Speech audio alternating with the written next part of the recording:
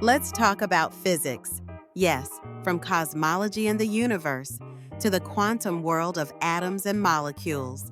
From Newton to Einstein with a lot of curiosity. Hello, I am Anya. Welcome to our show. Let's talk about physics. Hello, I am Mateo. Welcome to our show. Let's talk about physics. In the 8th episode of this series, let's talk about some far-reaching consequences of the existence of a classical quantum frontier at the Planck mass. Most of the fascinating properties of quantum particles are related to the quantum wave associated with them.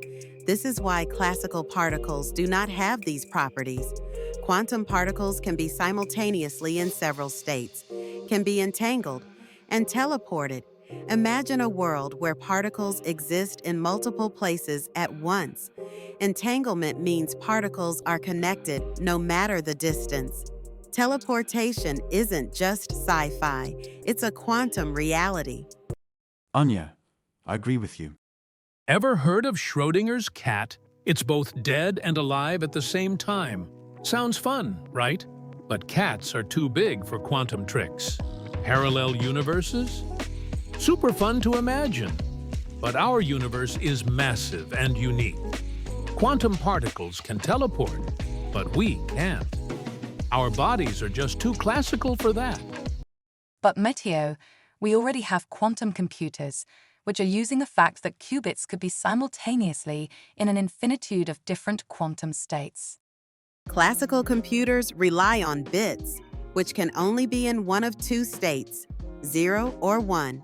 But here's the twist. Qubits in quantum computers can exist in multiple states at once. Step 1.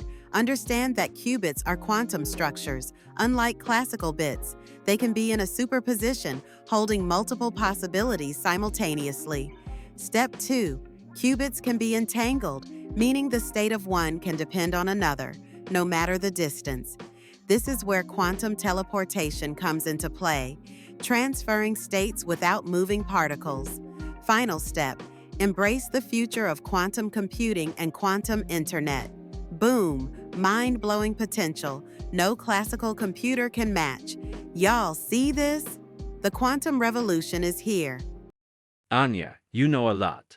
However, did you know about the discussion about this topic recently published in X between Grok, the AI of X, and Professor Grave de Peralta? The total mass of quantum structures in today's qubits is much smaller than the Planck mass.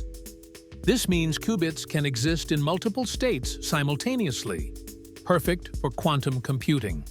But as technology advances and the number of qubits increases, their total mass could exceed 22 micrograms. At that point, the set of qubits become a classical object, limited to classical computations. This marks a hard limit for quantum computing, highlighting the classical quantum frontier.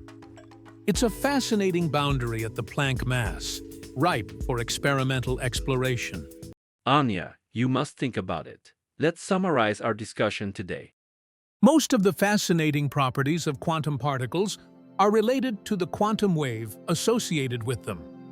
This is why classical particles do not have these properties. Quantum particles can be simultaneously in several states, can be entangled and teleported. However, we cannot do these things with macroscopic objects. Quantum computing could be used for performing experiments demonstrating the existence of a classical quantum frontier at the Planck mass.